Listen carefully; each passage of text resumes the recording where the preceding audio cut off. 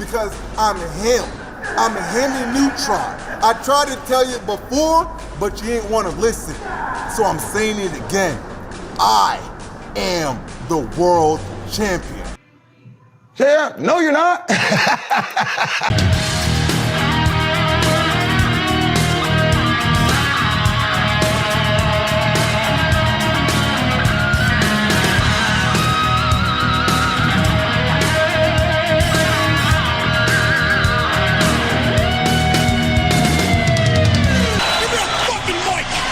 What is going on?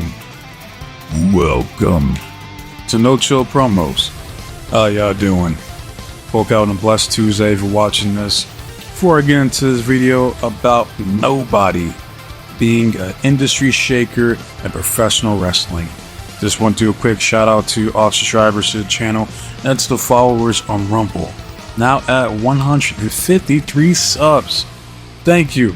Thank you to 3 people who subbed. I wish I could shout you out, but it doesn't tell me. Like more times than not. Alright, so but I do truly appreciate it.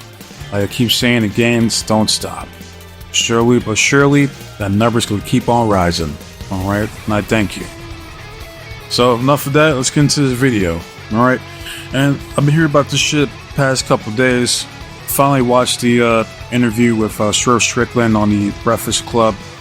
It was good, little interview he did, and look, and don't get me wrong, I'm happy for Swerve. I am. Like, I wish him all the success in the world. All right, because he definitely busts his ass to get where he's at today. No one can take that away from him. All right, but and mind you, like, I can't even remember the last time I watched an interview from the Breakfast Club, because I kind of checked out for those guys with old Charlemagne the God. When he wants to make a fucking mold of his ass cheeks and play with it at the studio. Like, you gotta be, I'm like, you gotta be fucking kidding me. Like, I'm not watching that bullshit. So yeah, so it's been a minute. So I want to watch this, you know, and got to see some of the, and listen to some of the backstory of Swerve. Like, I didn't know he was a veteran. So big ups to him, coming from a vet myself. All right. You know, working different jobs, having kids at an early age, trying to find his path in life, right? And that's all fine and dandy. The only little gripe I have was just when he was saying, like, he was calling out, basically taking shots at WWE. They're pocket watching, all right? Basically, they alluded to something about how, I guess, AEW was overpaying Swerve Strickland. And I'm like, listen, let me break this down for you, Barney style.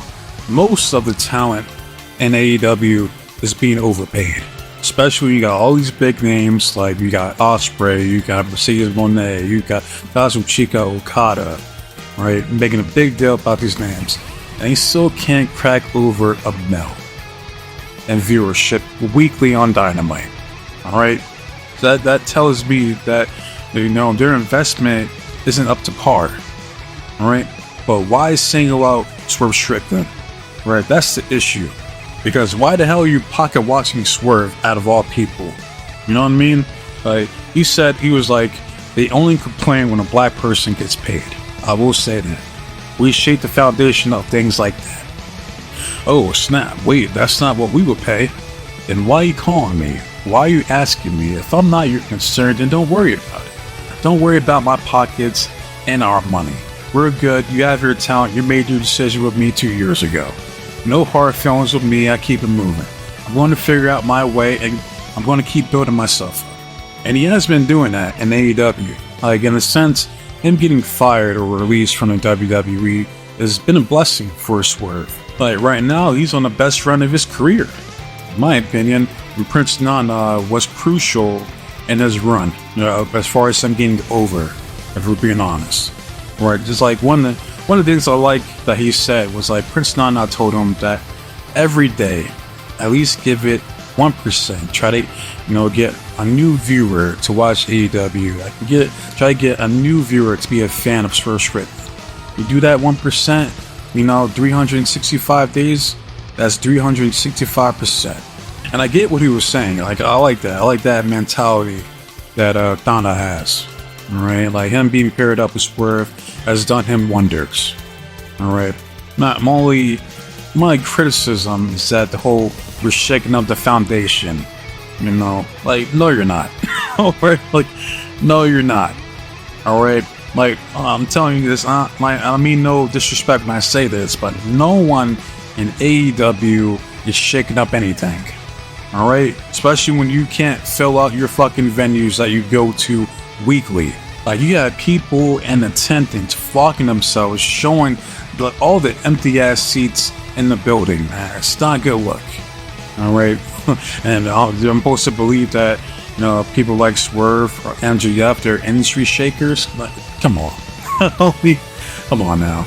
And I also seen how people are calling Swerve a hypocrite, because I just found out about this shit. Like I said, I'm not on social media like that. I could give two fucks. You know what I mean? It just came to my attention that people, I guess, Black Twitter, Black X, you know what I mean? Or a lot of fans were hating on Swerve because he was on some Uncle Ruckus shit. Apparently there was a video, like an Instagram or a TikTok. I don't know the name of the song, but the video basically the dude, like, bro was saying like how he had an ex and she was black and ugly, and Swerve was dancing to it. Like, the fact that he thought that was a good idea to post that shit is wild. Like, insane to me. Motherfucker thought he wasn't gonna catch any backlash or heat from that, man. Come on, bro. Like, bro literally said that, like, the problem with his ex was that she was black and ugly. Like, what does her being black have to do with anything? You know what I mean? Like, her being ugly, that's one thing. But the fact you said, like, oh, that's a double no-no. She black and she ugly? Oh, hell nah. You guys Swerve dancing this shit. Like, you can't make this shit up, man. Like, what the fuck are you doing, bro? So yeah, I can understand people hating on him because of that, because that's some goofy ass shit to do. Alright, even though I like Swerve. I do. He's not my favorite by any means. Like, my favorite in AEW is Powerhouse Hobbs. And I do want to see Swerve continue to succeed in AEW. Like, hopefully he does become a 2 or 3 time AEW World Champion. Why the fuck not? You know what I mean? Like, I don't want him to be just like a token champion for Tony Khan to prove, like, hey, look, I had a black champion. I'm not racist. You can't call me racist. I had a Samoan. I had a black. You know what I mean? It's like, yeah, that's true, Tony. You did, but they weren't champion for that long. That's the fucking problem. Alright? Not to mention the lack of other black champions in the company. Like, why the fuck Powerhouse Hobbs not world champion as long as he's been there is beyond me. Doesn't make any fucking sense. Alright? And I said this before. I said Scorpio Sky could have been the first black champion in your company. It could have been a transitional champion. Like, I'm not saying that motherfucker need to be a champion for 6 months to a year. Nah. he on that level. He's not that type of talent. But at best, he could have had it for like a couple weeks, dropped back to Chris Jericho, but history would have been made. But they didn't do it. Alright? It gives more credence to what Big Swole said about how, you know, the black talent in that company being treated. You know what I mean? Even though Big Swole wasn't the best person to say that, because she sucks, in my opinion. Right? But she was onto something. Or yeah, Jade Cargill was fucking went 60-0 in that company. Never got a women's world title shot. How does that make sense? It doesn't. And one last example, I did a video about this, Athena. She is now the longest reigning ROH champion in history. And she is yet to be on Dynamite. Well, I think she might have done a Collision. Like, she might have one match. Yeah, it's like she's hardly. Last time I seen Athena was her jobbing out to Jade Cargill. Alright? It's like, why the fuck is she not on Dynamite?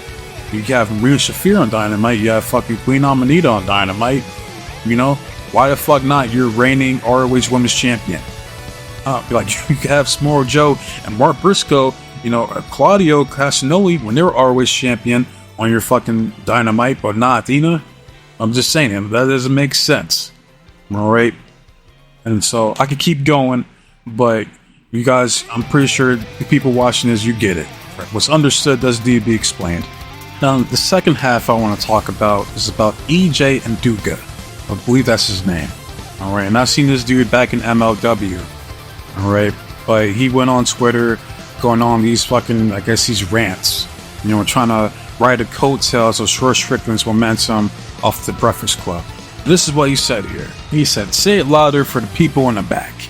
Other side refused to give us opportunities, and now look at the cream always rises to the top. Industry shakers." And hence the name of the title for this video. Came into the industry from the NFL and the IFBB, which is bodybuilding, where the hardest working person in the room at the very least gets an opportunity. Was the first one to ring every single day and the last one to leave. Came into every extra ring, tried to ask for help, but nothing. They pulled the rug from underneath my family and I and many other wrestlers because he wanted to spend that money on hush money. As far as I'm concerned, y'all can eat glass. I wish one of y'all would even debate what I'm saying because I knew this day would come. I recorded all and I have receipts. They even tried to pay me off and prevent me from coming to AEW for a whole year. They said certain people don't like admitting when they make a mistake. Firm believer in whatever happens in darkness always comes to the light. Luke 18:17, I'm forever grateful to at hashtag AEW at hashtag Ring of Honor and the entire locker for building the entire locker. The locker room for building something from nothing. We are doing great things, and if it never existed, a lot of us would have disappeared. That is true. I'd rather work for a boss who's genuinely excited for your future and development, who waits at the end of the ramp for everyone to congratulate them instead of one who ignores you or buries you for trying to be different. Y'all don't even know half, all you see is the end product. Told to sign an NDA and never say I was given an opportunity because I will blackball myself. Fast forward 3 years later, I don't give a damn. Y'all left my family and I stranded during the pandemic and we almost lost our house. I get my mouth shut and head down, won't speak up because of fear. But I'm not afraid, and I have receipts, and anyone who knows me knows I speak the truth.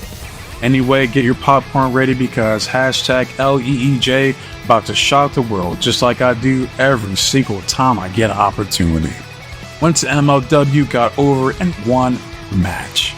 There's so much I can say, but I'm happy to be in AEW and I'm grateful for at hashtag Tony Khan giving my family and I another opportunity to be in this industry I love and have a lot of respect for. There are countless of other people like me who my son was not even 3 months old when I got released. I was never given a reason why. I was only told this was the toughest firing we ever had to do.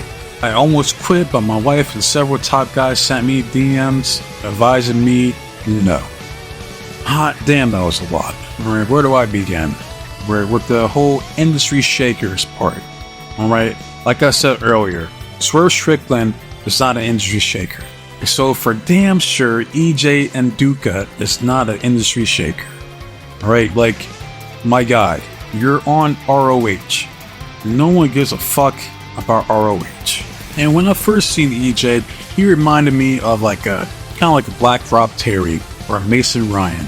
You know, like a guy that looks like he has all potential in the world, but for some reason it just doesn't click. It doesn't work out. Alright? And apparently that's what happened in MLW. That's where I first seen him. Where I was in MLW. Like, I didn't know he got signed to NXT. He was down there in the Performance Center. I didn't know that. I wasn't really watching NXT around that time, so I can't really judge or go off of that. But what I am going off of was his run in MLW. Alright, and when I was watching him, I'm like, there's something there. Like, he has potential, right? Dude's jacked, he's pretty tall. Okay promo, alright? Like, he can deliver his lines, you know what I mean? Like, there's something there. I will say that. Alright, and he was, at one point, tag team champions with, Heavyweight Hustle, Calvin Tankman, and he even, I thought he was going to join fucking Dynasty with fucking your boy Hammer, Alexander Hammerstone, and Richard Holiday, and that didn't really go anywhere for whatever reason. I don't know why. Right? I guess he ended up having like a match eventually with Hammerstone, and he lost. Right? Like he mentioned, like he got over in one match, and he's referring to that match, the Battle Riot right, which is essentially kind of like a battle royal for MLW, all right, where he like eliminated like 12 people, broke the record, and I'm like, okay, I'm like he had a good showing there, but to say like he was over, I'm like, I don't know about that. I mean, like maybe within the confines of MLW audience, sure, but like over as far as like professional wrestling as a whole, I'm like, pump the brakes. Wait, stop it, tranquilo. All right, so don't get ahead of yourself. All right, but some of the other things that he was going off and saying, like talking about the receipts. Well, show them. I mean, you got the receipts. Let the world know. I mean, like, what are you afraid of? You just said like you had to sign the NDA. You broke it, so you might as well just go all in. At this fucking point, show off the receipts, my guy. Like I'm not gonna criticize him talking about the opportunities that Combat gave him for his family and other wrestlers, because that's 100% true. That's why I want AEW to succeed, because it gives wrestlers another opportunity to, put themselves out there, get over it, and make money. All right, at the end of the day, that's what fucking matters the most. It's making money to provide for themselves and their loved ones, their families. You know what I mean? So I'm not gonna knock that, and I'm not gonna knock his work ethic. And being, an ex-football player, bodybuilder, like obviously he put in the work to get where he's at today. And I'm not going to criticize him taking shots at either it was Vince or Triple H, because I can 110% believe that, what he said. All right, this my criticism is him thinking like he's like this top tier talent, like thinking that he's on the same level as Swerve Strickland. Like, yeah, cool. Like you were at his weigh-in for his match against Ospreay. Like, congratulations, but if you were that fucking good, your ass would be on Dynamite and not ROH. Okay? I can tell you that right the fuck now. Alright? And it's like, you got potential, my guy, but, you're not there yet. And hopefully, maybe one day you will be.